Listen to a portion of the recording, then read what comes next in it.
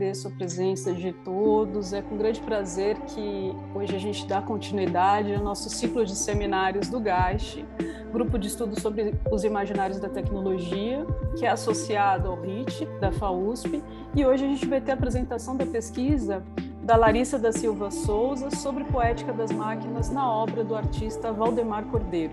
Então, a Larissa é artista, arte educadora, ela faz parte do coletivo Magenta, grupo que desenvolve projetos que relacionam arte, educação e tecnologia, é licenciada em artes visuais pela Faculdade Paulista de Artes e é especialista em mídia, informação e cultura pelo CELAC, Centro de Estudos Latino-Americanos sobre Cultura e Comunicação, da Escola de Comunicações e Artes da Universidade de São Paulo.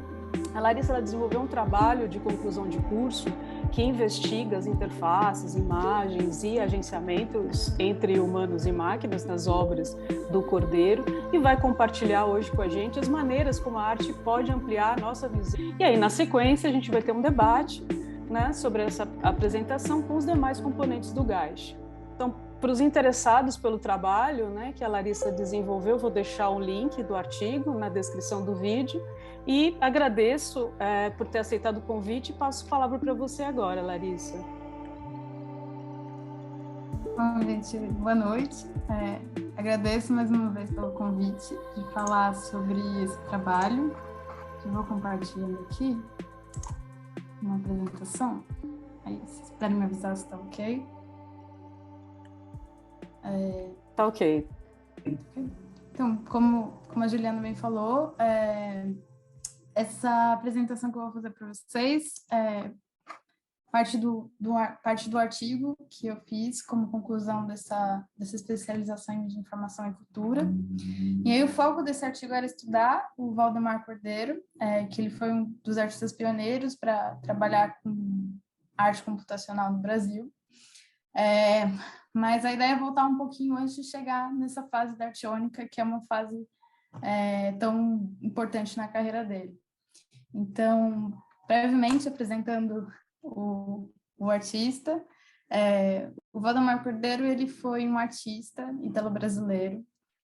Ele fez parte de dois movimentos importantes para a história da arte brasileira, né? O primeiro movimento foi o do concretismo.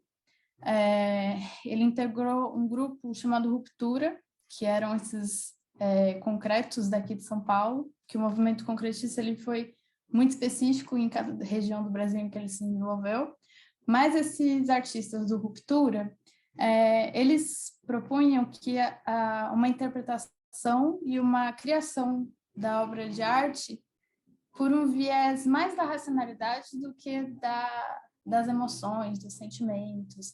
E aí, para isso, eles se utilizavam nas obras muito da matemática, da geometria, eles se apropriaram muito da pesquisa da Gestalt, que é o estudo da percepção das formas. Além de ser um dos principais artistas desse movimento, onde essa primeira obra, Movimento, fez parte, né, desse período, o Cordeiro ele também foi um dos principais teóricos desse movimento em âmbito nacional, né? Então, esse imaginário que o Cordeiro ele ajudou a construir para o concretismo é um imaginário muito ligado a uma ideologia desenvolvimentista ligada a essa industrialização forte que acontecia no Brasil na década de 50.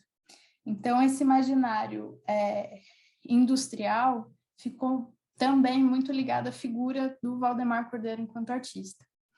Aí, um segundo movimento, que é esse que eu já introduzi, que é talvez o mais importante da carreira dele, que é o que ele apelidou de arte ônica, que é uma junção de arte com eletrônica, que é onde ele começa a explorar o computador enquanto um suporte para fazer as obras de arte. E aí, nessa breve explicação, se a gente pensar pela matemática, a gente percebe que tem uma ligação aí entre esses dois movimentos. Então, o próprio Cordeiro ele escreve que a arte concreta ela foi uma base metodológica para que ele pudesse trabalhar com uma arte computacional. Só que a gente começa a entrar nesse trabalho num ponto de que, entre o concretismo dos anos 50 para a arte icônica da virada para os anos 70, tem um período de 10 anos em que o Cordeiro ele abandona essa abstração do concretismo e ele passa a utilizar objetos em si, então, coisas, artefatos, como por exemplo, essa segunda obra, em que ele utiliza recortes de jornais no fundo, madeira e um enxadão de verdade cravado na tela, né? E aí, com essa breve introdução, o objetivo dessa pesquisa era identificar outros imaginários da máquina na produção do Cordeiro, que fosse além desse imaginário industrial ligado ao concretismo, com um foco não utilitário, né, da tecnologia. E aí a pergunta que a gente fez foi se seria possível identificar esses outros imaginários da máquina se a gente analisasse a transição entre essa fase intermediária, que ele chamava de arte concreta semântica ou de pop-cretos, se a gente estudasse, então, essa transição entre essa fase semântica para a fase da arte iônica. E aí, para isso, foram selecionadas 3 obras, Autorretrato Probabilístico e O Beijo, são 2 obras que estão na fase semântica, e A Derivada de uma Imagem, que é a segunda obra dessa fase da arte iônica, que é uma colaboração com o físico Jorge Muscat, que a gente vai falar um pouquinho mais lá na frente. Então, antes de apresentar o resultado dessas pesquisas, dessas análises, acho que é importante apresentar as bases teóricas para essa pesquisa. Tem esse livro do Muniz Sodré, que é o A Máquina de Narciso.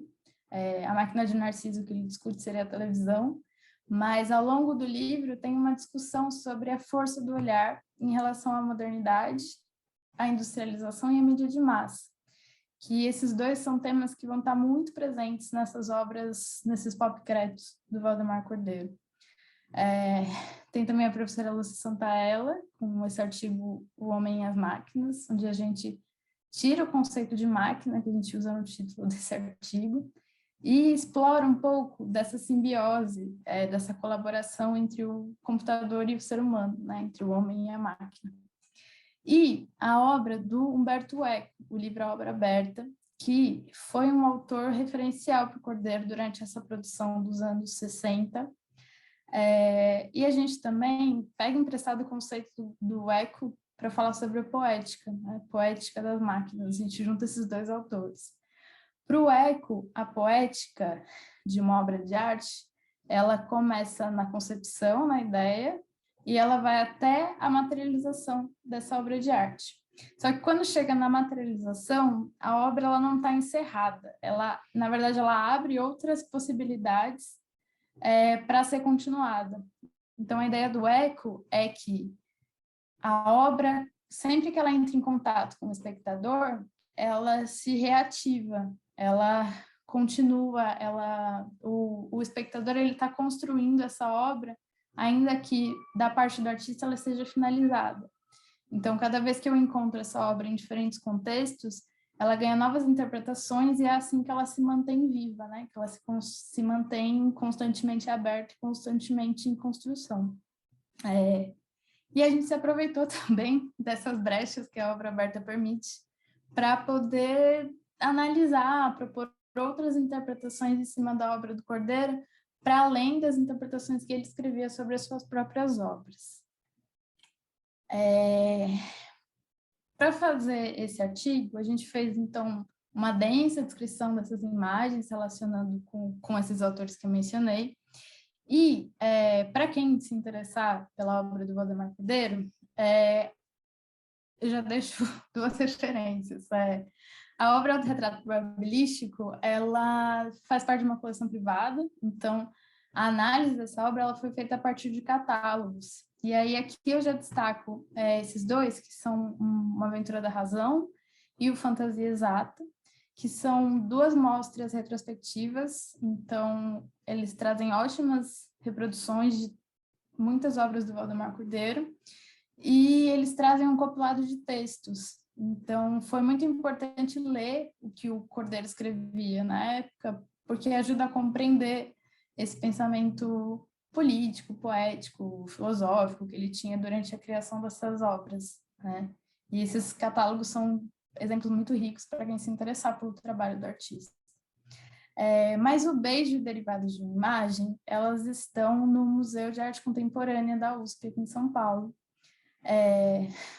O Derivados de uma Imagem, eu acho que ele ainda está em exposição no MAC, ele faz parte da exposição fixa do acervo, e o Beijo, ela estava no acervo, e aí eu pude visitar junto com o pessoal da seção de catalogação e documentação do acervo. E aí, antes da gente entrar nas obras em si, a gente já adianta que esse estudo ele identifica 3 linhas de força para a leitura das obras do Valdemar Cordeiro, assim, nessa busca de identificar esses outros imaginários. E aqui a gente nomeou como a máquina de ver, como o movimento e a participação. No artigo, e aqui eu vou apresentar para vocês cada uma dessas linhas relacionando com as imagens, com as obras individualmente. Mas a proposta é que essas 3 linhas sejam possíveis de se aplicar em todas as obras estudadas nesse artigo e nas obras enquanto um conjunto ou enquanto individualmente, né? Mas, para ficar um pouco mais claro como a gente chegou nesses resultados, a gente vai analisar elas separadamente, junto com as obras separadamente também. Então, a primeira obra que a gente analisou foi a Autorretrato Probabilístico. Antes da gente entrar propriamente nas obras, um outro autor que eu gostaria de mencionar foi um artigo do Pierre Mousseau, em que ele discute esse termo industrialização e sobre as industrializações que seguem ocorrendo para além da grande revolução industrial. E aí um ponto que foi muito importante na leitura do Mousseau é que ele fala que os objetos técnicos, eles são dotados de tecno-imaginários por si. Então, todo objeto técnico ele é dotado de imaginários. E isso é o que parece que fez virar uma chave na produção do Cordeiro, porque ele tem essa ligação com a indústria ainda forte, que no concretismo era uma visão mais positiva, era quase uma idolatria a esses processos industriais, e na fase semântica a gente percebe que ele começa a discutir essas ambivalências da industrialização. Então, não é nem positivo nem negativo. Ele entra nesse espaço de questionamentos. E aí ele traz esse industrial do concretismo, que antes era pelo geométrico, pelo material, pelas tintas, ele traz os materiais em si. Então, ele vai usar o metal, ele vai usar o vidro, ele vai usar os objetos em si, né? Como a gente viu do enxadão, ele vai usar lupas, ele vai usar materiais que são da indústria para produzir essas obras de arte. Então, a ligação continua aí pelos materiais. E aí, falando propriamente sobre essa obra, o Autorretrato Probabilístico, ela é uma dessas obras que pede a participação dos artistas, dos espectadores. Então, quando você se depara com a obra, você precisa andar, se movimentar em torno dela, até que você encontre um ponto, uma perspectiva específica que vai reconstruir a imagem do Valdemar Cordeiro. E aí a gente faz uma ligação sobre o olhar, sobre quem olha e quem é olhado nessa posição. Então, você está num lugar de quem olha, num domínio da situação, em que você está decifrando esse enigma, e aí quando você decifra, quando você reconstrói esse retrato, você passa a ser a pessoa olhada. Então, existe ali sempre uma dualidade entre quem olha e quem é olhado. Só que isso é uma coisa muito direta, então não existe um momento em que eu falo, inverti a situação. A situação acontece ao mesmo tempo. Então, ao mesmo tempo que eu olho, eu sou olhado, e eu consigo sempre inverter essa posição. E aí, no artigo, a gente faz até uma brincadeira com esse título de Decifra-me, eu te devoro, pensando na esfinge, por conta dessa expressão que o Cordeiro tem no autorretrato dele. E é como se ele falasse, bom, você já me descobriu, mas será que você já decifrou essa obra completamente? E aí a gente vai para o sim e não, que é uma ligação, é uma inspiração, né, uma conexão com a linguagem binária do 0 e 1, que aí já mostra que o Cordeiro estava começando a se interessar pela cibernética, mas também, juntando com essa leitura do Muniz Sodré, o Muniz Sodré ele coloca a programação também enquanto uma padronização de comportamento impostos por uma máquina disciplinadora. O Cordeiro, nessa época, ele falava muito sobre um medo de uma padronização dos comportamentos pelo monopólio dos meios de comunicação. Então, se a gente faz uma ligação entre esses dois pensamentos, o sim e não, ele também pode significar esses contrastes entre o que é verdadeiro e o que é falso, o sim e não, mas também serem as únicas opções pré-programadas, onde eu não consigo sair desses dois estímulos, ou sim ou não, e eu não consigo quebrar essa pré-programação, né? E aí, quando a gente vai para a próxima obra, que é um objeto cinético do Valdemar Cordeiro, antes da gente chegar nela, eu acho que... Não, isso eu vou falar depois. Acho que a gente pode continuar. A próxima obra que a gente vai falar é O Beijo, que ela foi feita no mesmo ano, logo em seguida que ele fez o autorretrato probabilístico. E o Beijo, ela é de fato um objeto cinético. Então, ela tem um movimento, ela tem motores, né? Eu vou mostrar um vídeo para vocês daqui a pouquinho. Mas antes da gente falar desse aspecto técnico da obra, a primeira leitura, que foi a partir da leitura do doutorado da Juliana, em que ela apresenta a história da Galateia e do Pigmaleão, que a gente parte da análise dessa obra. Então, o Pigmaleão era um rei, ele estava insatisfeito com as mulheres com quem ele já tinha se envolvido, e aí ele constrói a Galateia, ele esculpe, né, a Galateia, que seria uma mulher perfeita, e ele se apaixona por ela. Então ele pede para a deusa Afrodite que ela encontre uma mulher tão perfeita quanto é a Galateia para ele. E a Afrodite, impossibilitada de encontrar essa mulher, ela permite que o Pigmaleão traga a Galateia, essa criação à vida. E essa transformação, ela acontece a partir de um beijo entre eles. E aí, então, o Criador traz à vida a sua criatura. Só que o que acontece nessa obra do beijo do Cordeiro é que ele não permite que a sua criatura, a sua Galateia, seja trazida à vida algum dia. Porque eu vou mostrar um vídeo de como funciona a obra.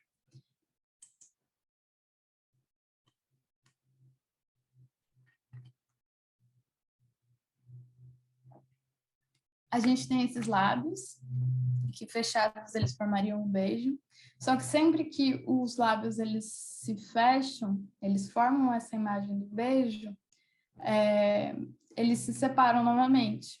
Então, nem o Cordeiro, enquanto criador, pode trazer à vida essa Galateia, e nem qualquer outra pessoa, porque sempre que alguém se aproxima, ela se abre, e ela como se ela estivesse repelindo. Tem essa atração e essa repulsa, né? É legal ver alguns vídeos dessa obra funcionando, porque ela é grande, né? Ela tem quase 60 centímetros, quando ela se abre. E quando ela se abre, ela se mexe um pouco. Então, parece que, de fato, ela vai te atacar. Assim, é para você se afastar dela. Então, tem essa discussão de que talvez esses lábios sejam da Brigitte Bardot, a atriz, porque tinha uma crítica do Valdemar Cordeiro sobre uma permissividade da época, se fala sobre isso.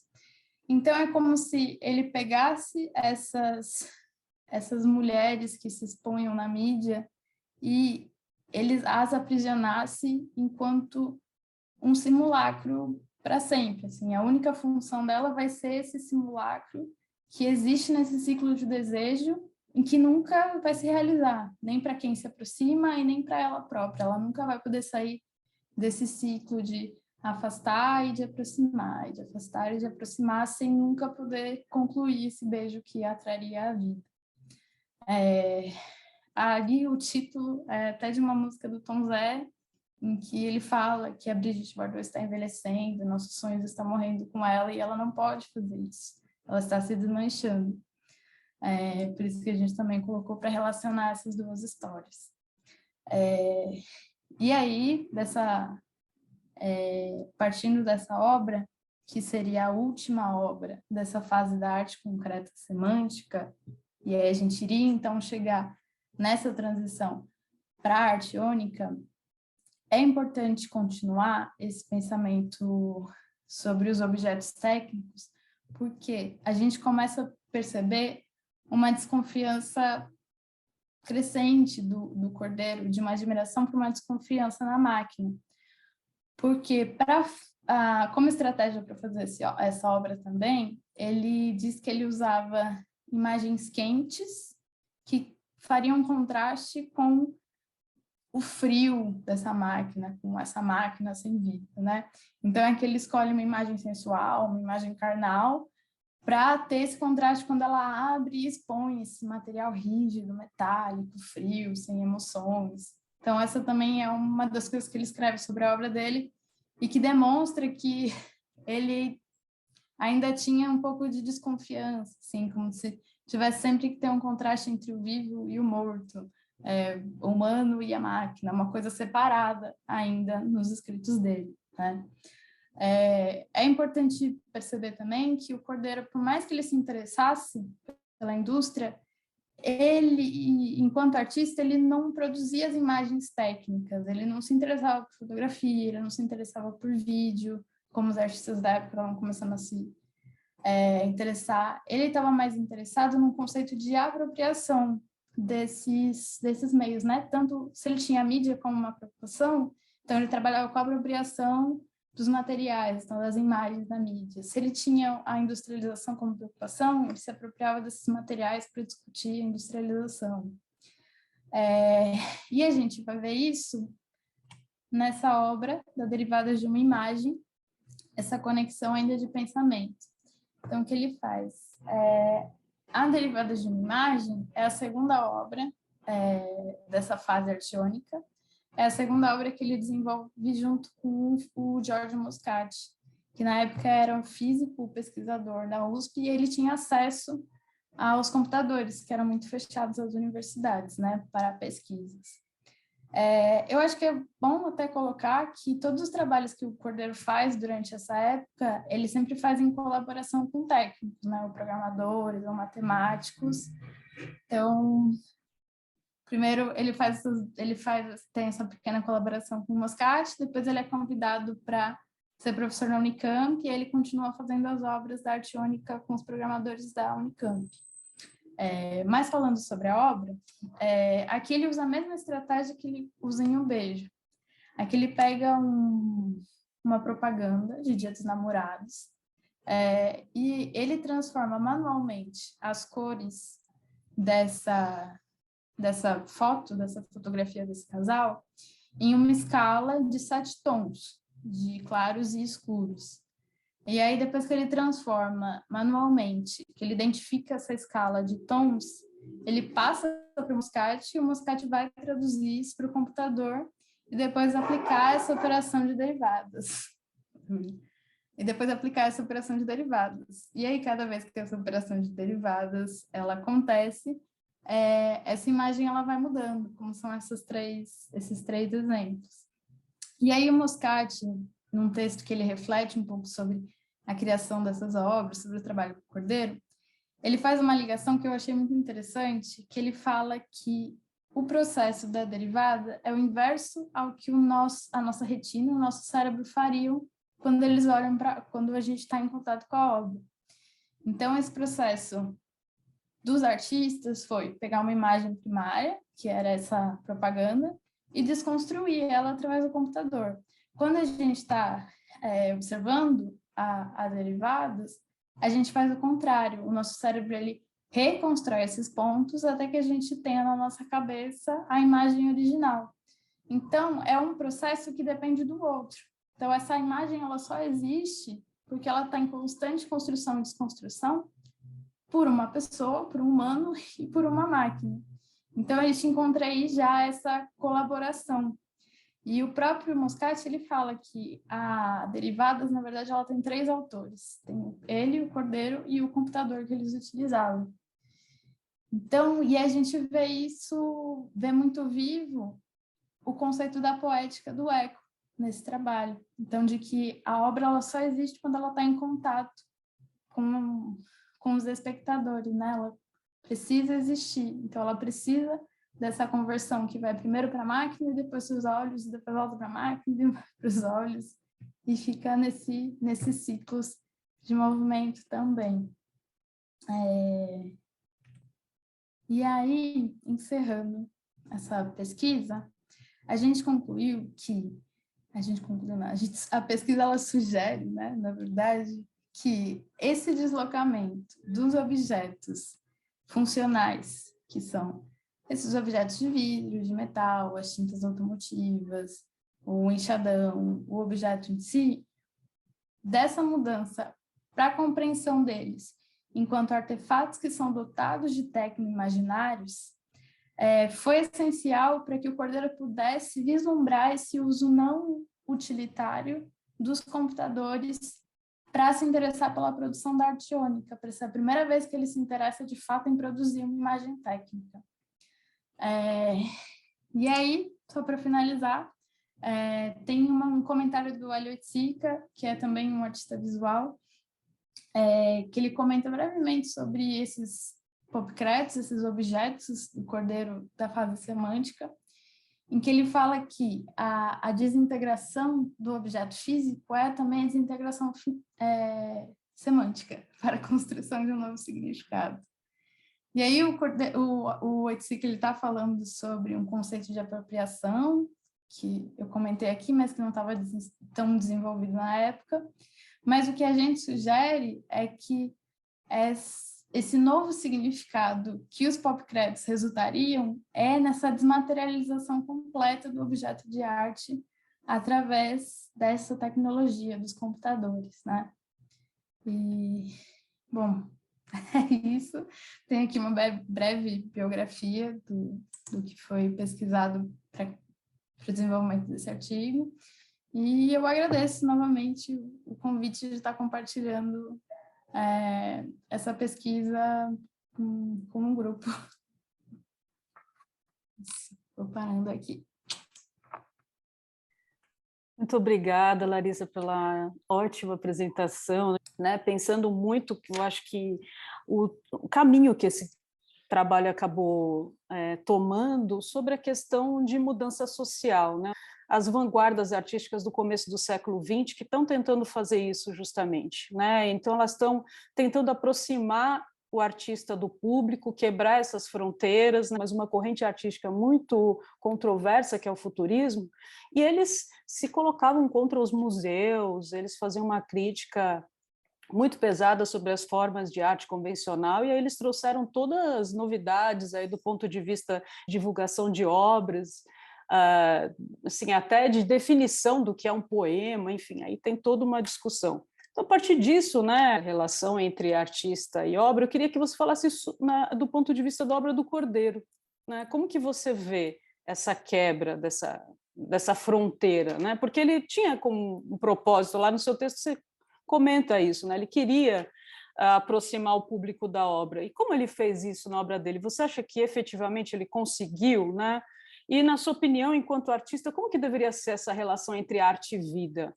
Né? Como que a arte deveria estar inserida no cotidiano das pessoas? Como que você vislumbra essa relação? Eu queria te ouvir sobre essas questões. É até legal conversar agora, né? Porque antes foi muito de provocação, de metodologias, e acho que é interessante conversar sobre essa pesquisa por outros vieses. E eu fico até mais feliz de poder falar um pouco mais, né, do que eu já tinha apresentado antes. Eu acho que a figura do Cordeiro é uma figura muito interessante, reflete muito o trabalho dele, porque ele foi um profissional multidisciplinar, assim. Ele era artista, ele foi jornalista, ele foi designer, ele foi paisagista, então ele se aventurou em muitas áreas de trabalho. E eu acho que ele fez uma coisa que até hoje eu vejo que os artistas eles têm muita dificuldade em sair da própria bolha no sentido de, eu quero trabalhar com tecnologia, então eu vou aprender sozinho, eu vou aprender com outros artistas. E ele se coloca nesse lugar de que, não, se eu quero trabalhar com arte e tecnologia, eu preciso trabalhar com alguém que saiba fazer isso, né? Que seja a área da pessoa. E eu acho que essas colaborações que ele busca são que enriquecem esse trabalho dele, principalmente nessa fase da arte iônica, né? Eu acho que no caminho da arte concreta semântica, ele usa muito das facetas que ele mesmo tem, dessa multidisciplinaridade de trabalhos que ele realiza, e quando ele vai para a arte iônica, que até essa parte da participação, que era uma coisa muito clara, era por conta disso, ele vai atrás de outras pessoas para colaborar e dar outros significados para a obra dele, né? Ao mesmo tempo que ele tem uma visão desconfiada, às vezes um programador não vai ter, e aí o programador talvez não tenha a visão artística que ele tem. E é um ponto que ele sempre faz questão de colocar esses programadores enquanto autores da obra dele também, né? Então, é sempre o Valdemar Cordeiro e Jorge Muscat. As outras obras que ele continuou fazendo da arte iônica, elas têm um caráter mais político, mais voltadas para o social. E então, não tem como ele separar, né, esse discurso que ele tem da feitura da obra, né? Então, eu acho, respondendo de trás para frente a pergunta, eu acho que isso é uma coisa que os artistas têm que se atentar mais para se abrir para essa multidisciplinaridade de campos, né? E de respeitar quem está por trás também dos processos das obras, enquanto autores ativos também, né? Eu sempre gostei muito do trabalho do Cordeiro justamente por declarar, né, como essa obra foi feita, usando quantas pessoas, com quantas mãos, com quantos cérebros, né, com quantas ideias.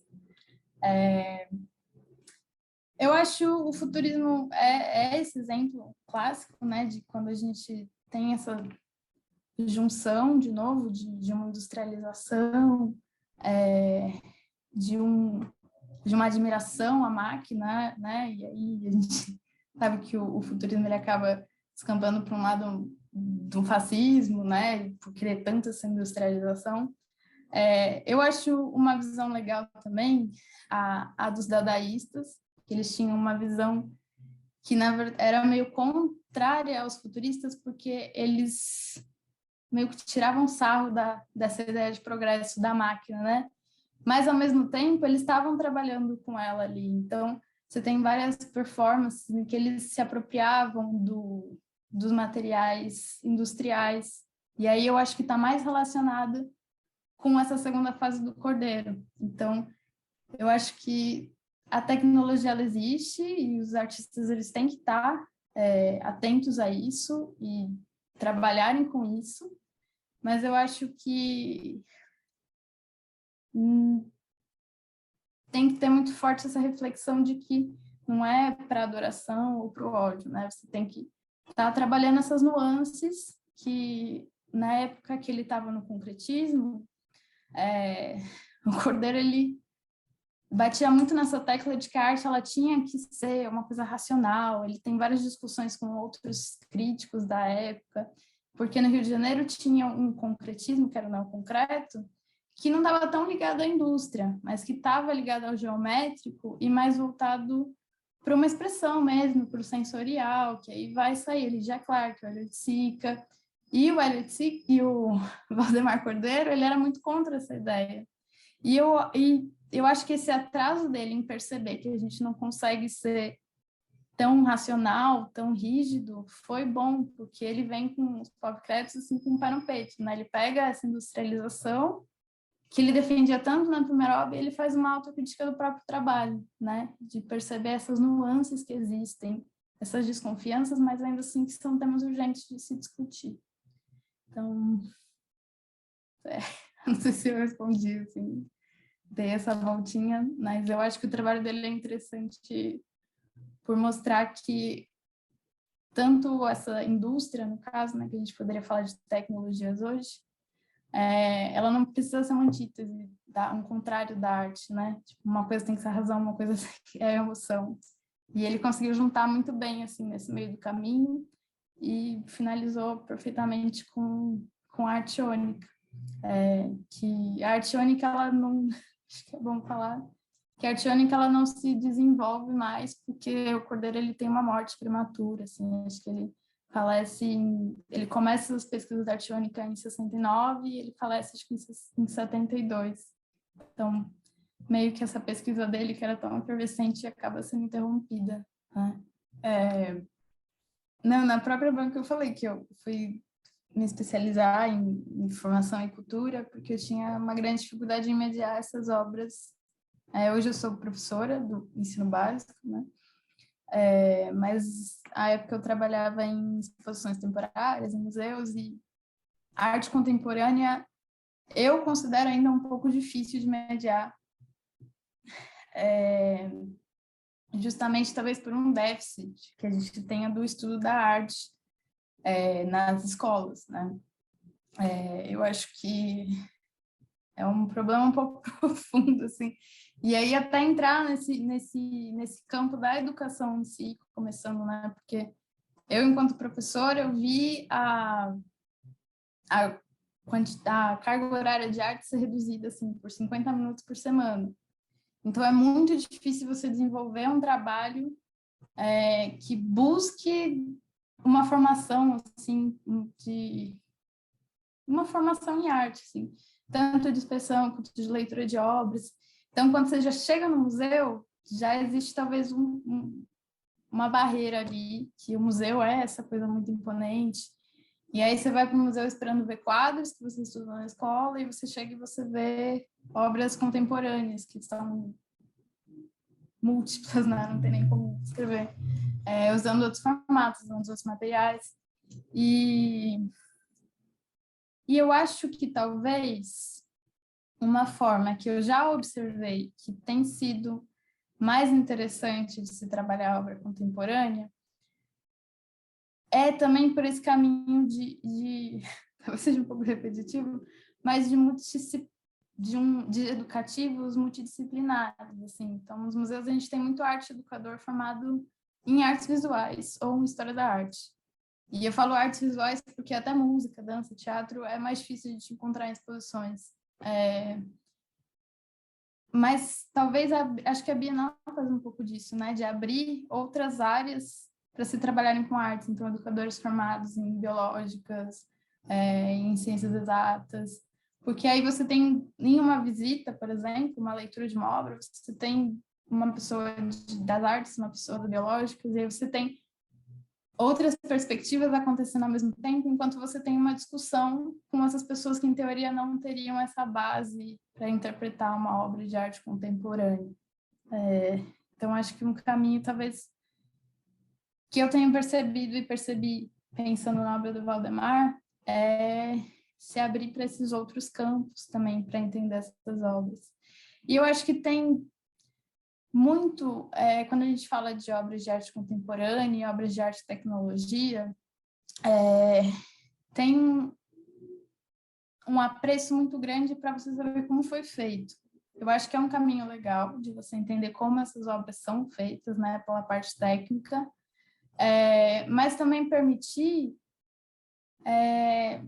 o imaginário, né, essas outras interpretações que não necessariamente estejam ligadas a um funcionamento da máquina, né? Então, às vezes eu acho que é muito difícil encontrar esse equilíbrio, né? Essa simbiose de fato, né? Entre a técnica e a arte, porque ou a gente vai muito por esse caminho da poética, ou muito pelo caminho da técnica, né? Então, eu acho que tem muita obra de arte e tecnologia que é demonstração de funções do computador. Quem fala muito isso é o Arlindo Machado, né? Que ele fala que a arte e tecnologia é interessante, mas a gente pensa muito, eu preciso extrapolar a função dessa máquina, ou acaba sendo uma demonstração das possibilidades dela, assim. Então, eu acho que é um caminho que os artistas também, eu, enquanto artista, também estou pesquisando, eu não consigo falar isso ou aquilo, mas eu acho que tem esse caminho da arte-educação, que eu acho que é um caminho natural de ser mais multidisciplinar, né? Não se focar só na arte, porque é isso, os artistas, eles sabem sobre arte. E é muito difícil você dominar tudo, eles não precisam dominar tudo, né? E aí quando a gente junta pessoas que são de várias áreas, interessadas em um foco, se criam grandes coisas, né? E de repente se criam novos caminhos para abrir essa arte-educação, né? E eu acho que também existe essa exploração dos artistas, que é muito falado pelo Arlindo Machado, de quanto a gente entende, né, essa tecnologia, né, de o que eu faço, eu preciso mesmo extrapolar, eu preciso trabalhar junto, o que é uma demonstração só, como eu coloco a minha poética ali, ao mesmo tempo que eu trago uma discussão. Eu acho que o Cordeiro estava fazendo isso em 70, mas como a tecnologia muda muito rápido, é muito difícil a gente acompanhar também, né? Então, eu acho que ainda está em processo e sempre vai estar. E aqui tem um comentário do Fê, né? Eu vou ler aqui para você, Larissa. Primeiramente, parabéns pelo trabalho, muito instigante, ótimo repertório. E aí ele comentando, né, que ele chegou um pouquinho atrasado, e aí ele coloca, gostaria de saber melhor o seu entendimento sobre a imagem técnica. Não sei se você chegou a explorar esse conceito na apresentação de agora, mas uma outra pergunta que me veio foi quando você comenta, ao final, que o Cordeiro chega numa imagem técnica como obra. Aí ele põe, a seu ver, o processo dele seria chegar numa imagem técnica, a obra, a partir do descolamento de sentido uso de um aparelho utilitário, ou ele chega na obra por meio de uma imagem técnica pronta, feita por seus colaboradores, etc. E aí sim começaria a desconstruir seu sentido uso original. Aí ele falando que ele está se deslocando, daqui a pouco ele chega. E se você puder comentar, Larissa? Tá. Olha, Fê, obrigado pelo comentário. Eu acho que eu não explorei muito esse conceito da imagem técnica. Eu acho que foi mais num conceito bem dicionário, assim. Ele nunca fez uma fotografia, ele não foi fazer um vídeo, ele só trabalhou com apropriação. Por isso que eu digo que ele nunca produziu essas imagens técnicas, né? Ele nunca foi o produtor dessas imagens. Eu acho... Deixa eu pensar agora.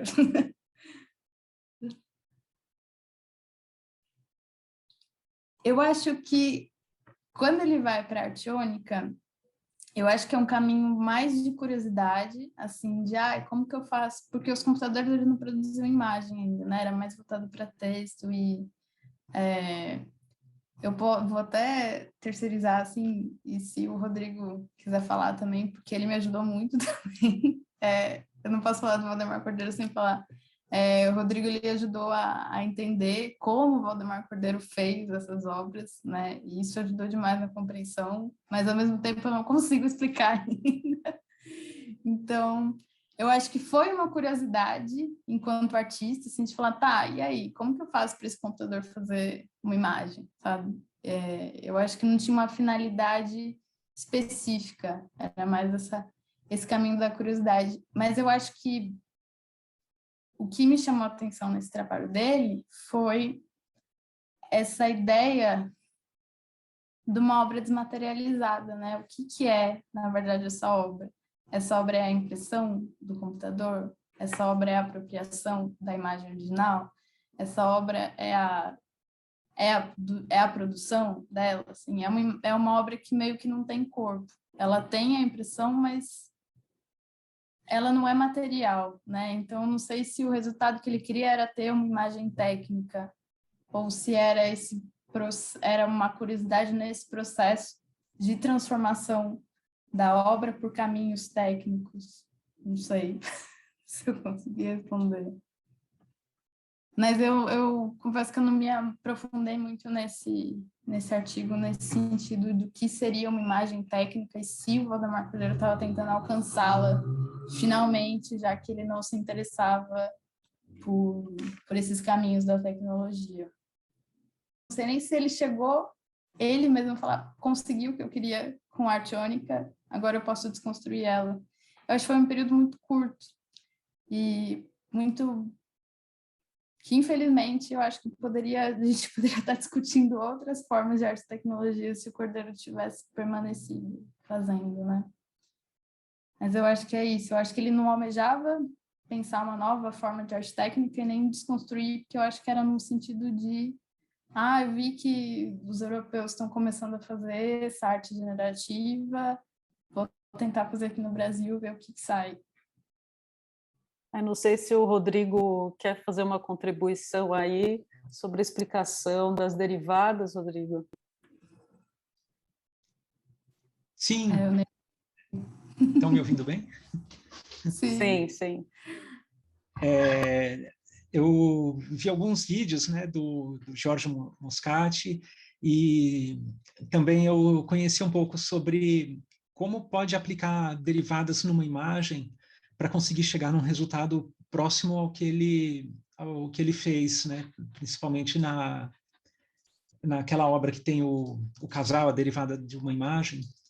Eu vou compartilhar minha tela aqui para poder mostrar algumas definições de derivada e um pouco sobre o que o Moscati fez junto com o Cordeiro.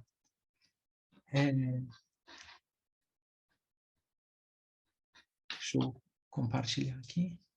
Tá. Então, tem uma definição que ele fala num vídeo de uma maneira bem simplificada, né? Que a derivada é uma função que enfatiza o que mudou. Então, no caso, a mudança que ele estava procurando é a mudança de tonalidade ou de intensidade entre um pedacinho da imagem e o próximo. Por exemplo, um pixel à esquerda e um pixel à direita. Outras definições de derivada falam: derivada é a taxa de variação em um certo ponto, ou a inclinação da reta tangente ao gráfico em um ponto.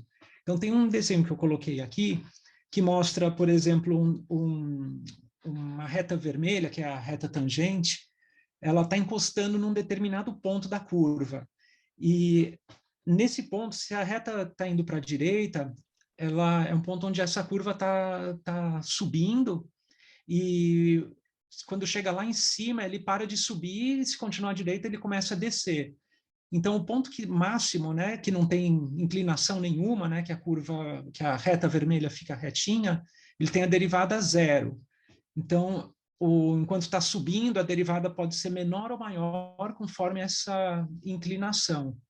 Então, no caso da imagem, para ele calcular a derivada, ele fez essa diferença entre um ponto e outro. O que é mais claro, por exemplo, seria como uma região mais baixa, e o que é mais escuro é uma região mais alta.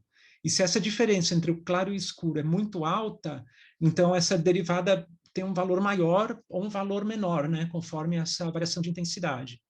Então, o que ele fez foi o seguinte: ele pegou uma imagem, e essa imagem é preto e branco, né? Então, tem tons que vão do branco até o preto. Então, no computador, quando a gente coloca isso, ele dá para a gente uma variação de 256 tons de cinza, né, entre o branco e o preto. Mas, para facilitar, ele pegou só 6 pontos, né? Então, ele fez uma matriz, que foi mais ou menos como essa aqui que está à esquerda, e ele pegou a imagem e ele fez um monte de quadradinhos em cima e ele foi marcando assim. 7, por exemplo, era onde era o ponto mais claro, que era branco. 1 era onde o ponto mais escuro, preto. Acho que ele usou uma variação de 1 a 7, né? Ou 0 a 7, não tenho certeza. E aí ele foi colocando assim manualmente, né? Então, um determinado tom aqui de cinza tem o número 4, outro tem o número 3, outro tem o número 6. E ele fez isso com uma lupa, com uma lente de aumento, assim, ponto por ponto, para poder colocar esses números no computador. Eu achei a imagem, né, escaneada e coloquei no computador e com um programa simples, hoje em dia, imediatamente ele faz todo esse trabalho. E aqui eu converti, por exemplo, acho que eu usei 8 tipos de caractere diferentes, né? Cada um simbolizando uma... Isso, que é esse com a imagem, e aí mostrando como é com os pontos, né? Converti para como um ASCII art, que a gente chama, que converte cada tonalidade para um caractere diferente. Sim. Esse daqui foi o que eu falei, onde ele tinha a matriz, que é colocando os números de 1 a 7. No caso, ele usou 7, o número mais claro, e 1, os pontos mais escuros. E ao lado à direita foi o resultado de um programa que eu fiz que converteu em ponto final os pontos mais claros e em outros caracteres que têm mais pixels, né, em pontos mais escuros. Aí, a partir disso, o que a gente faz? Pega um ponto, por exemplo, da esquerda e o ponto da direita, no caso dele o 1 e o 7, né, se tiver um contraste grande, e faz a diferença. Então, ele põe 7 menos 1 dá 6. Então, se no caso aqui, por exemplo, se deu 5 ou 6, pinta de preto. Se deu um número abaixo disso, é porque a diferença não foi tão grande. Então, ele pinta de branco. Então, com isso, dá para descobrir os contornos, né? As bordas da imagem. Ele enfatiza as bordas da imagem quando a gente redesenha essa imagem, colocando, em vez dos pontos dos números de 1 a 7, a gente só coloca o resultado da diferença entre esses pontos. Então, ele fala que o programa, o que ele faz, deriva a imagem, é simplesmente a operação que compara os graus de preto de um pixel com os graus de preto do pixel vizinho. Esse método, hoje em dia, é conhecido como detecção de borda, edge detection, que é um algoritmo, né, para poder descobrir a borda dos objetos. Então, se fizer só essa comparação, já consegue um resultado assim, né, um resultado meio grosseiro, que traça e consegue identificar a borda dos objetos, e com um pouco mais de sofisticação no algoritmo dá para descobrir a quantidade de objetos, onde os objetos estão se movendo, o que é relevante na imagem, o que não é relevante. Então, a partir disso, tem toda uma técnica de processamento digital de imagem que surgiu depois desse método, que consegue fazer com que o computador trabalhe bem com imagens e cria uma área da computação chamada visão computacional também. Depois aqui embaixo tem um endereço, né, no http aí, js.do, onde tem o programa que eu fiz, que pega a imagem original e converte nessa imagem que tem as bordas. Então lá tem o código-fonte, dá para, né, quem é de programação consegue analisar e entender bem como que foi feito. Aí um outro teste que eu fiz foi pegar essas diferenças, né, entre um ponto e outro, e colocar como altura. Então, os pontos claros, eles têm um nível mais baixo, né, como um mapa assim, de topografia, e os pontos escuros têm um nível mais alto. Então, aqui dá para ver como que ele gera isso, e a derivada seria a inclinação, isso fica parecendo uma montanha. Então, nos pontos de montanha onde é mais íngreme, a derivada é maior. Onde é menos íngreme ou quase plano, a derivada é menor. Então, deu até para construir uma animação, né, que mostra isso de maneira assim, visual mais interessante. Deixa eu ver se eu consigo compartilhar a parte da tela que mostra isso animado.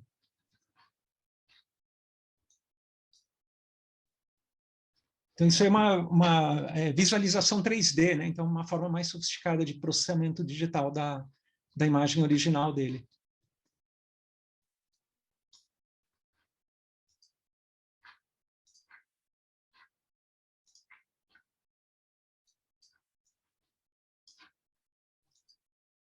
Aí, voltando aqui, foi isso basicamente que eu fiz, né, para mostrar como que ele fez, né, a derivada da imagem, como que a gente faz hoje em dia, né, muito mais simples, tem recursos muito mais sofisticados.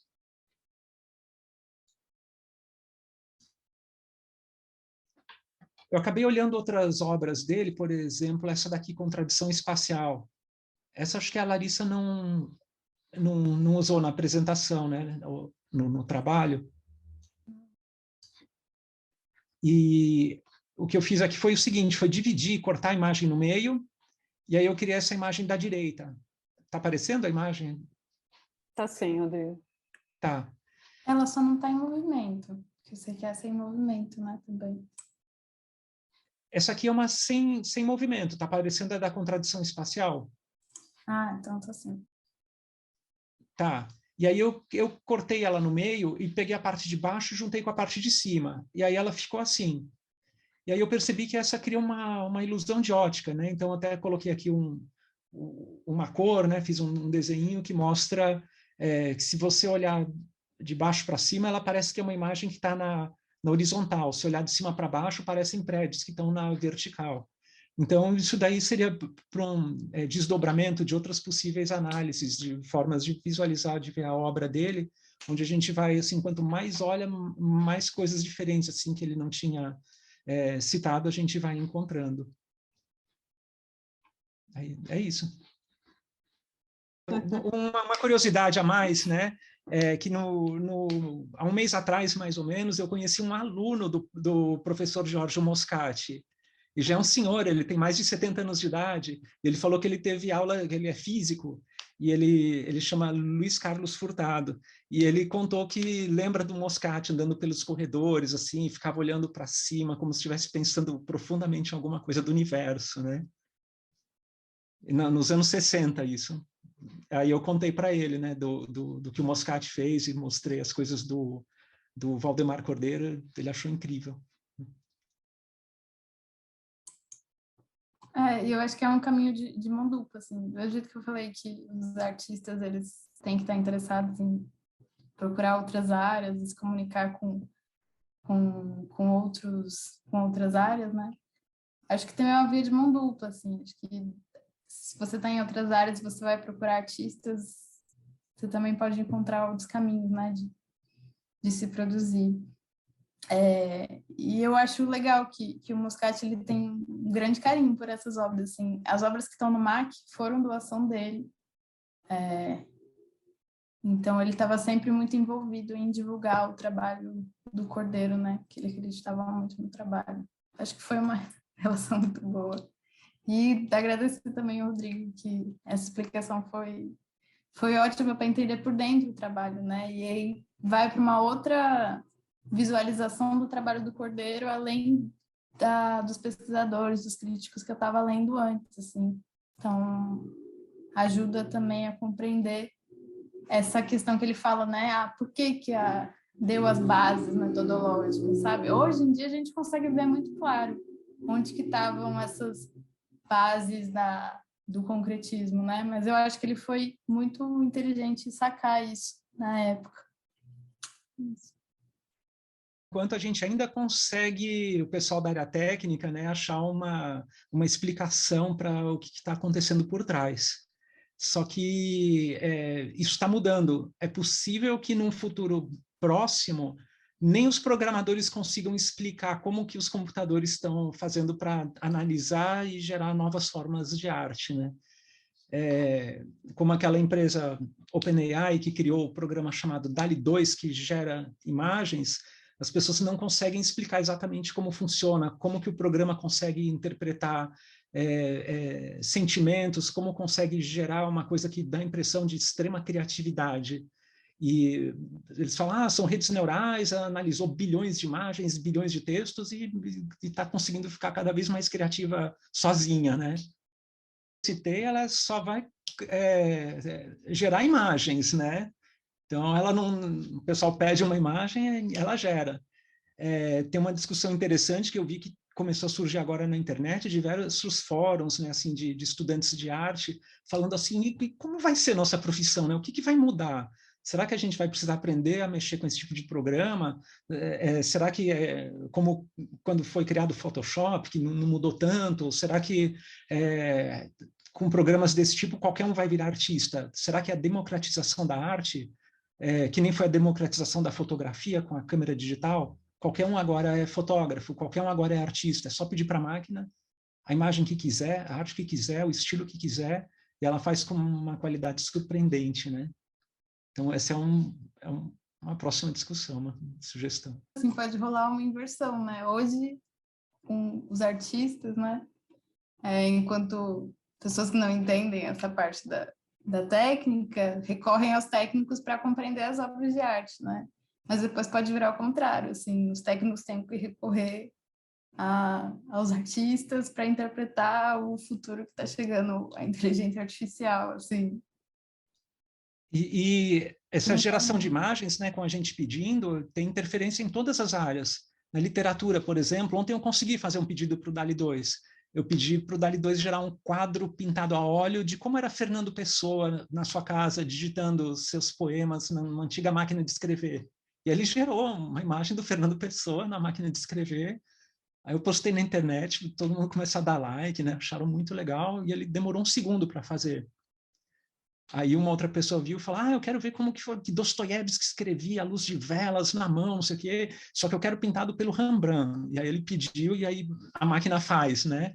Então, falo assim, cada um agora vai ter o seu Caravaggio particular. Pode pedir, as pessoas falam, eu quero Da Vinci, pinta para mim o meu avatar do Twitter. Ele vai lá e faz, né? E fica, né, quem olha fala, nossa, parece mesmo o estilo. Ufa. Os insights do Rodrigo são muito legais, né? Porque a gente vê a mecânica por trás do que é produzido. E aí eu já vou querer engatar um pouco na pergunta que eu fiz para a Larissa, porque o assunto da imagem técnica é justamente o que o Flusser dá uma pincelada naquele texto que a gente está sugerindo, né? Inclusive, o conceito mesmo de imagem técnica, eu acho que ele explora mais naquele outro livrinho que o Luiz apresentou, que é a Filosofia da Caixa Preta, mas eu vou trazer aqui mais ou menos o que o Flusser acredita que seja essa imagem técnica, porque quando você falou isso, me veio uma questão, sabe? Então, resgatando, para ele, o que seria uma imagem tradicional? Uma imagem tradicional, ela vai precedir o texto, porque o texto, para ele, já é um código dessa mensagem, né? Então, para ele, a imagem, ela vai ser a mensagem, né? E essa imagem tradicional, ela vai ser o resultado do esforço que o ser humano tem de abstrair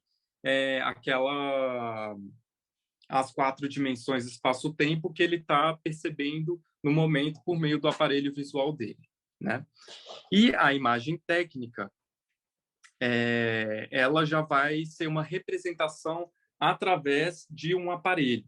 Então, para ele, esse aparelho vai ser a máquina que vai traduzir aquele código visual de uma determinada forma. E por que eu estou falando isso? Para ele, essa imagem tradicional, ela vai ter um significado construído por meio do ser humano. E a imagem técnica, ela tem um significado construído através de uma máquina. Então, é bacana que quando a gente reflete sobre arte e tecnologia, esses conceitos eles se perfuram um pouco, né? Porque ao mesmo tempo em que você está manipulando e sendo manipulado pela máquina, você consegue extrair um sentido. E então a pergunta que eu fiz, ela se dividiu em 2 braços. Ela se dividiu na natureza da imagem, né? Então, se no processo ele já idealizava pegar uma imagem de um jeito ou conseguir processar uma imagem de um jeito e aí chegava nesse profissional, ou se ele já pegava uma imagem que um profissional já produzia e manipulava ela nesse sentido, né? E com isso tentar entender o quão influente é essa tecnologia na feitura da obra de arte dele, ou no processo artístico, enfim. Era mais ou menos isso. Essa imagem aqui foi até o que o Rodrigo falou. A forma que ele escolhia essas imagens, elas começaram nessa ideia de imagens que transmitem, como ele estava mexendo com essa máquina, que na concepção dele é uma coisa fria, que não tem sentimentos, não pode causar sentido. Eu acho que ele tinha esse pensamento de que a máquina não pode gerar um sentido para uma imagem. Eu, enquanto artista, atribuo, ela só vai executar o que eu quero que ela faça, que é transformar, fazer com que ela faça imagens, mas quem atribui sentido é o cordeiro. Porque primeiro ele tem esse pensamento de que, bom, se eu vou trabalhar com essa máquina, com essa coisa, eu preciso trabalhar com imagens que sejam relacionadas com sentimentos, com pessoas. Então, o beijo evocava essa coisa da sedução, do desejo. Depois, Derivadas tem esse par romântico. Então, nessas primeiras obras, ele está muito nessa preocupação, né, de contrastar o que é o real, o que é o humano, com o que é a máquina. E aí, ele fazia manualmente, né? Essa aqui é uma obra que vem depois, que chama Gente, que é uma fotografia da Praça da Sé, que ele pega também de uma revista, e aí ele faz esse processo também das derivadas. Então, eles imprimem, ele corrige na mão, aí manda de novo para a máquina e corrige na mão. Então, era um processo mais manual que ele decidia, né? O que a máquina ia fazer. Entre aspas, assim, quero que a máquina entenda que isso é claro, isso é escuro, isso é um pontilhado. Ele usava muito essas técnicas da publicidade, né? Para fazer cartazes. Então, ele já estava trabalhando no pontilhismo, um pré-pixel, né? E aí, nas próximas fases, né, assim, nos próximos anos, quando ele vai trabalhar com o pessoal no Unicamp, aí ele começa a atribuir umas imagens mais políticas, né? Ele entra mais em questões sociais mais fortes através da imagem dele, do que essa preocupação entre frio, quente, máquina, nanã. Acho que quando ele começa a entender mais o que vão sair os resultados, ele começa a manipular mais esses sentidos.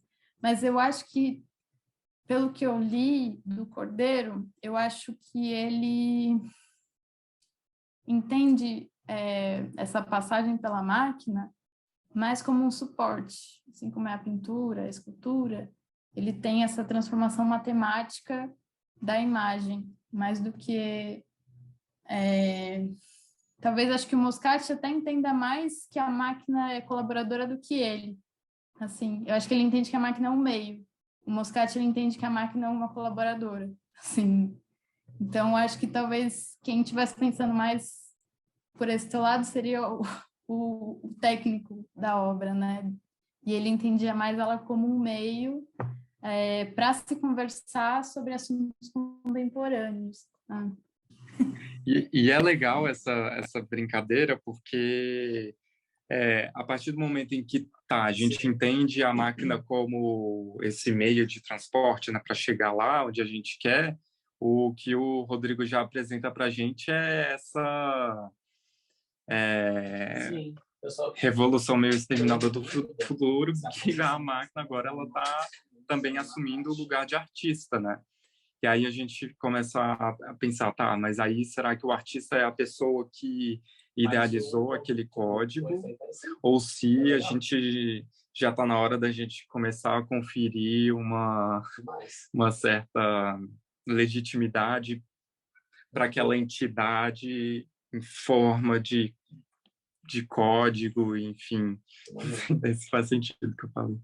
Não, eu acho que faz. Eu tô pensando assim, eu acho que do mesmo jeito que o Humberto Eco falava que a obra de arte ela tem uma vida à parte do criador, assim, então o artista foi lá, o Cordeiro fez a obra e aí a gente está interpretando de outro jeito. Então eu coloquei lá a interpretação do mito da Galateia, que eu nem sei se o Cordeiro conhecia, mas eu conheci através da pesquisa da Juliana, e ok, assim, a obra está ali, está viva, está sendo ressignificada, então, não sei, talvez do mesmo jeito que uma obra de arte, ela tem essa vida própria, é isso que o Rodrigo falou, assim, essas produções da máquina, elas também vai chegar uma hora que elas vão ter uma vida própria, e aí, como que a gente vai interpretar essa vida dela? Vai ser através da arte? Porque agora a gente interpreta a arte, às vezes, através da técnica. Então, não sei, eu também fiquei viajando nessa ideia do eco, de que talvez tudo seja aberto. Assim, a gente entra, né, em vários... esqueci a palavra, rizomas, assim, tudo consegue se abrir para vários lados. Assim como a obra de arte, ela pode ser independente do seu criador, talvez essas produções de inteligência artificial possam ser além do computador, não sei. Aí eu até jogo para o Rodrigo assim, essa pergunta também. O pessoal que tem feito as obras de arte com esse programa, eles falam assim, o trabalho do artista agora é só escrever o prompt, né, que é o input, que é o texto com o pedido. É saber escrever bem o texto. Porque se você pede o texto assim, simples, né, por exemplo, Fernando Pessoa escrevendo um poema, ele mostra uma imagem meio genérica, mas se você fala retrato de Fernando Pessoa escrevendo o poema, aí ele mostra melhor. Aí você fala assim, com uma forte contraste na imagem, aí ele faz uma coisa completamente diferente, né? Ou com uma bela luz, ou um quadro que foi vendido por um preço muito caro num leilão, aí ele capricha mais no resultado. Então a gente vai descobrindo assim certas coisas que a gente fala que faz com que ele fique um resultado mais bonito. Então a gente descobre certos artistas, né, que a gente pede, fala assim, eu quero que seja pintado pelo Rafael no ano de 1502, por exemplo. Aí faz mais legal porque acho que ele analisa obras desse ano do pintor, né?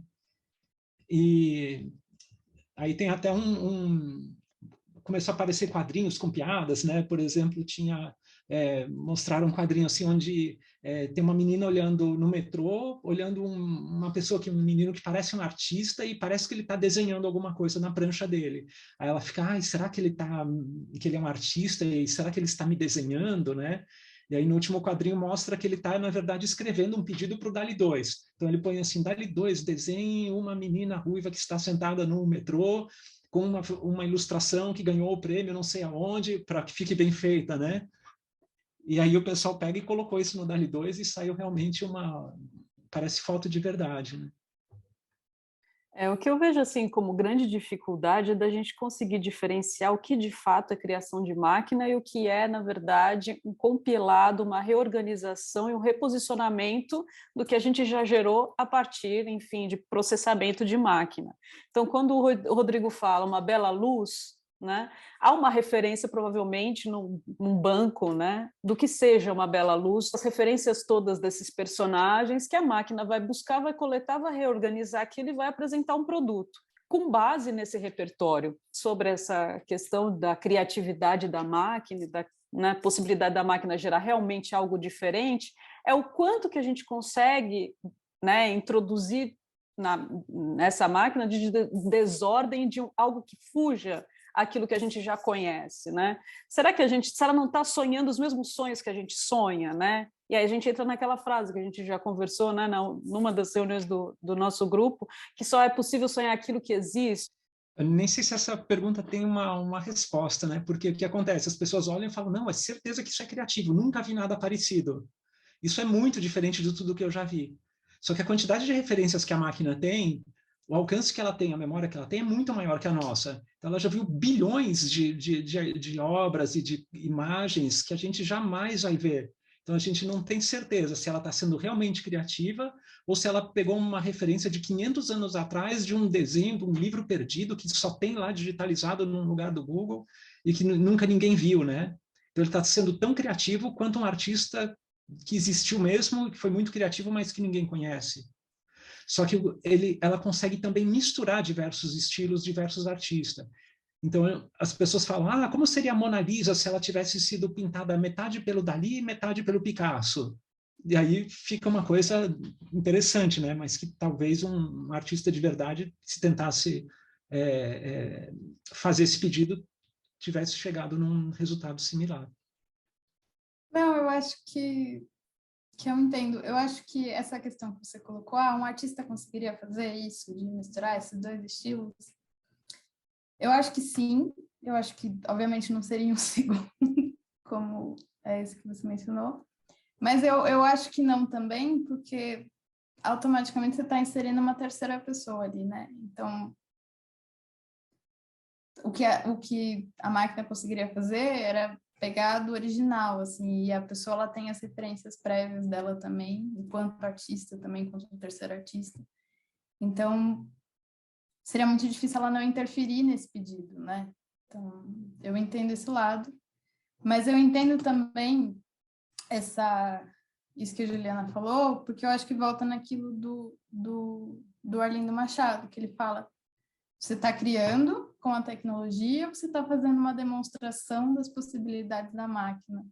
E aí, só porque você é artista, você está nomeando isso como uma obra de arte. Sabe?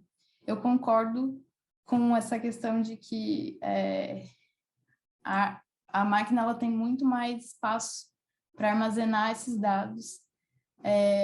E a gente não tem, talvez a gente não tenha acessado a obra específica que está referenciada nessa máquina. Mas eu acho que tem um lado também que talvez a gente tenha que pensar que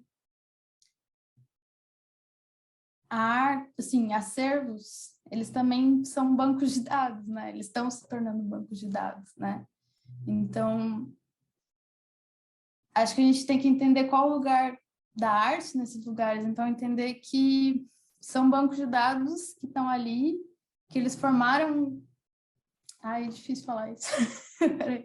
Eu acho que tem várias coisas que a gente... Por exemplo, eu estava mostrando para meus alunos aquele site This Person Does Not Exist, que essa pessoa não existe. E toda vez que você entra, ele gera uma pessoa que não existe baseada em banco de dados. E aí, eles estavam analisando, vendo, e a gente começou a pensar, mas como será que eles chegaram nisso? E eles falaram, parece que eu já conheço a pessoa, né? E aí, são rostos muito familiares, por que é familiar? E eles pensaram, por enquanto só apareceram pessoas brancas. Então, isso já é um recorte de um banco de dados que a gente tem, já na nossa cabeça, né? Se a gente vai nos museus, a gente tem determinados períodos, como as pessoas eram, o que elas faziam, e isso é o dado que entrou na nossa cabeça. Então, quando eu vejo uma série de pessoas brancas seguidas, eu entendo que elas são todas familiares, porque é acesso a esse banco de dados que eu vi do cinema, que eu vi dos museus, que eu vi das obras.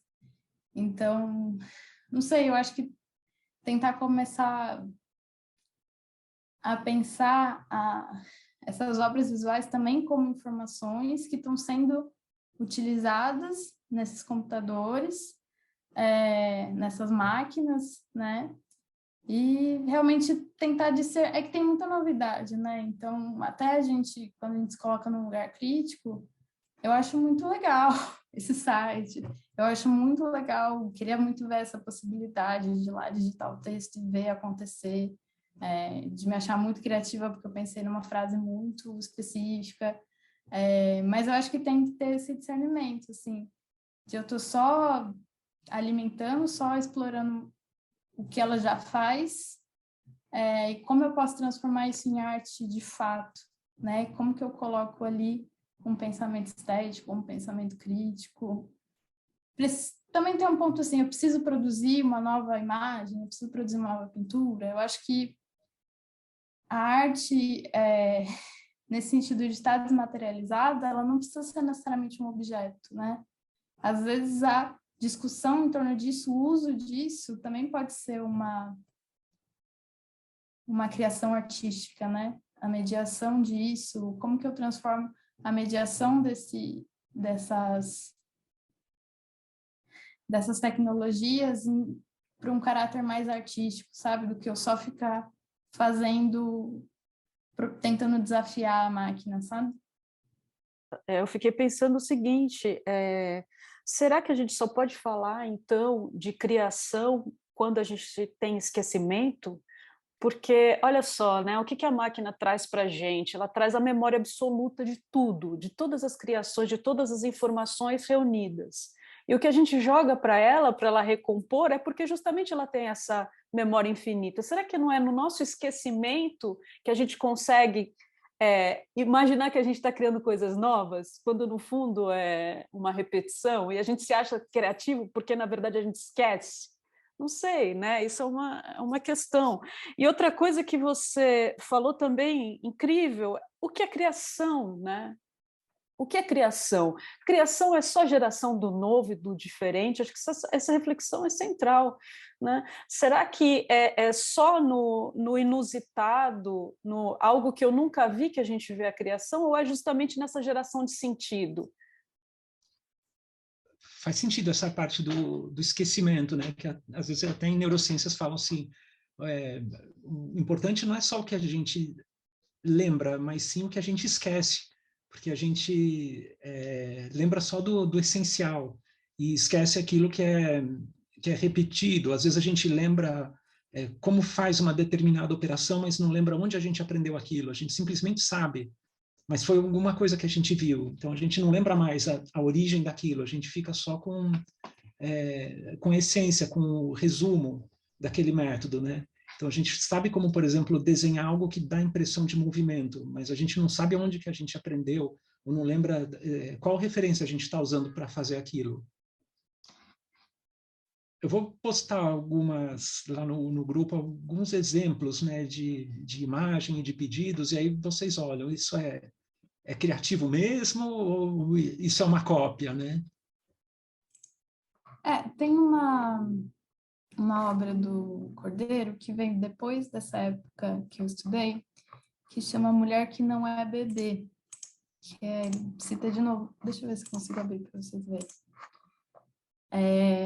Que ele pega o retrato de uma mulher vietnamita, né, que estava na guerra do Vietnã, e ele passa por esse processo que ele fez com as outras obras, e eu lembrei quando você fala isso do esquecimento, porque eu acho que a arte ela tem muito essa função também de trazer alguns debates que estão superficiais, né? Eu acho que ele tinha essa preocupação de que o trabalho dele não ficasse nesse deslumbramento de uma nova técnica, né? Assim, eu não quero que as pessoas me reconheçam só porque eu fui lá e fiz um trabalho com computador. Assim, olha, essa técnica é muito legal.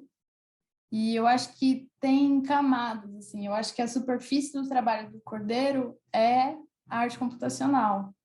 E eu acho que isso ele estava ciente. E aí, mas ele consciente disso, ele também pensa que eu não posso deixar que essa nova forma de arte que eu estou propondo, ela substitua o meu papel social enquanto artista.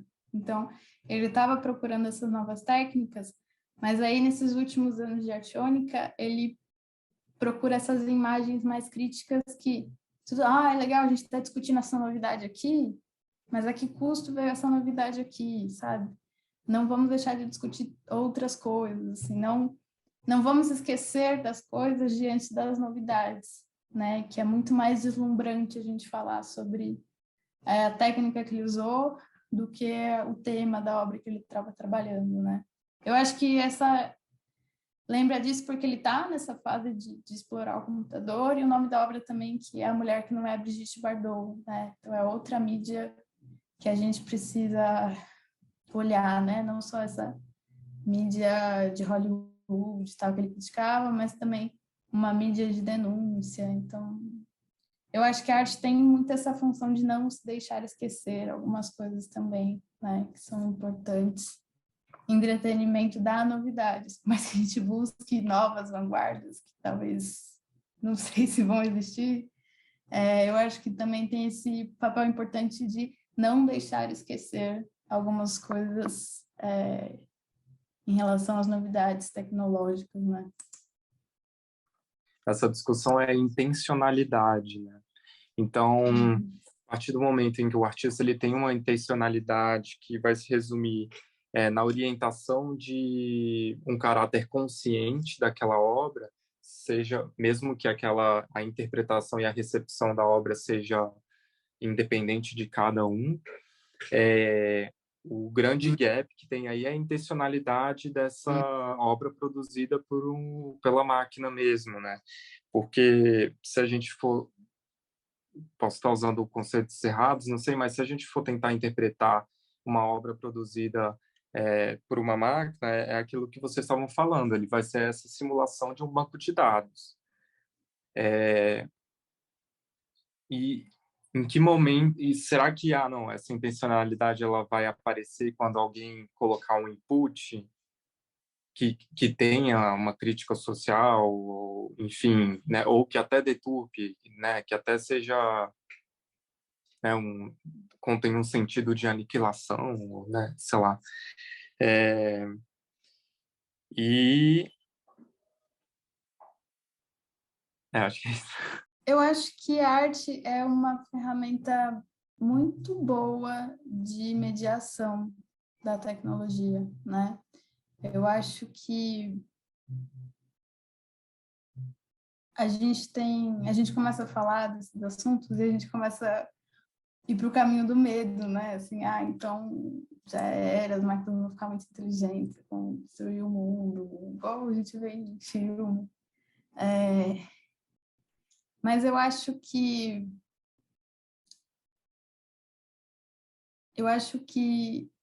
esse avanço dessa tecnologia enquanto mais próxima do que seria uma pessoa, sim, dessa humanização, né, dessa criatividade da máquina, eu acho que ela pode, a arte pode acompanhar isso, acho que se desafiando também. Eu acredito muito em que possa, assim, como ferramenta de mediação, mas também pensar a criação artística. Bom, se eu tenho agora uma inteligência que vai fazer essa pintura do jeito que eu pedi, faz sentido a gente continuar isso? Sim, eu preciso ter uma obra final, um material, preciso ter uma obra fechada. Como que eu discuto isso numa obra? Será que eu preciso fazer uma obra que discuta isso? Eu sozinha aqui exponha e um mediador vai lá e faz a mediação da minha obra? Talvez o artista ele já tenha que começar a fazer a obra pensando enquanto ele mesmo, enquanto público, como ele mesmo se relaciona com a tecnologia e como as pessoas vão se relacionar, e pensar na criação de obras coletivas, assim, entre não artistas, sabe? Puxa a sardinha, né? Eu tenho o coletivo Magenta, que a gente inclusive coloca esse no slogan, né? Que é um coletivo que trabalha arte, cultura e tecnologia, só que também não é no sentido que a gente vai ensinar arte, cultura e tecnologia, sabe? A gente não vai ensinar você a mexer no Photoshop, a gente não vai ensinar você a usar as ferramentas tecnológicas, mas eu acho que é pensar a tecnologia enquanto coisas que nos cercam, que podem ser vários tipos de tecnologia, né? Talvez até um conceito mais ampliado do que um artefato, mas entender que a tecnologia também vem de saberes e valorizar o que são essas tecnologias, para além do que é tecnologia de ponta hoje em dia, né? Mas eu acho que a gente está muito nessa busca, e assim, nem sei se é uma resposta fechada, porque é isso, é uma busca que a gente tem nesse coletivo de como fazer com que a arte seja uma mediação disso, ao mesmo tempo que ela não fique parada no lugar de educação.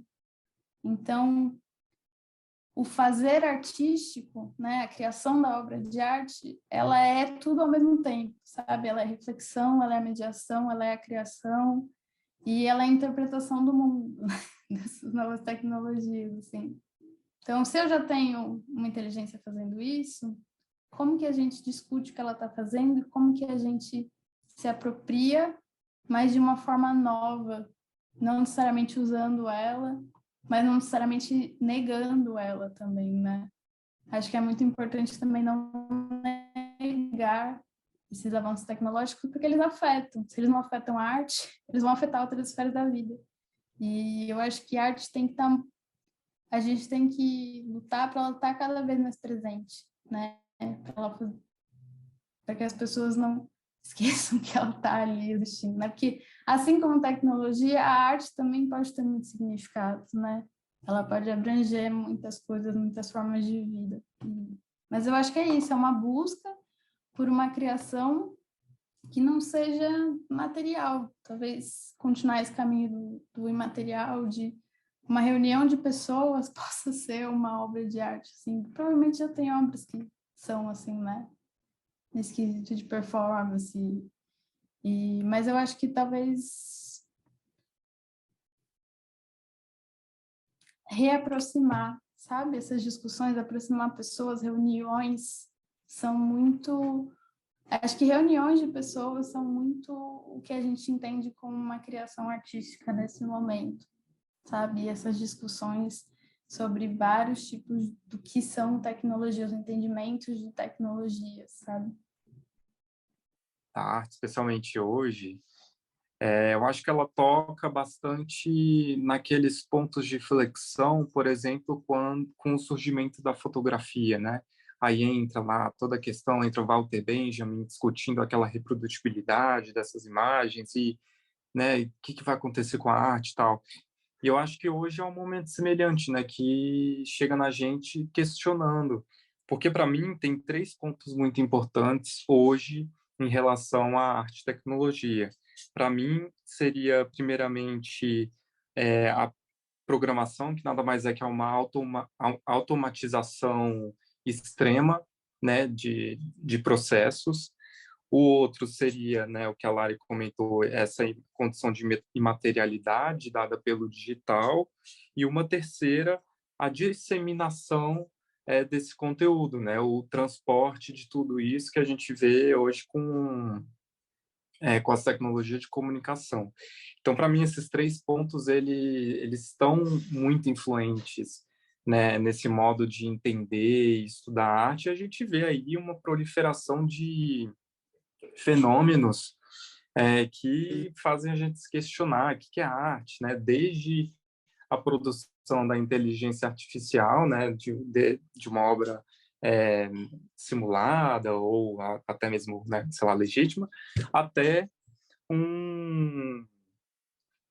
Putz, gente, eu vivo perdendo os pensamentos, eu tenho que começar a anotar mais. Mas, né,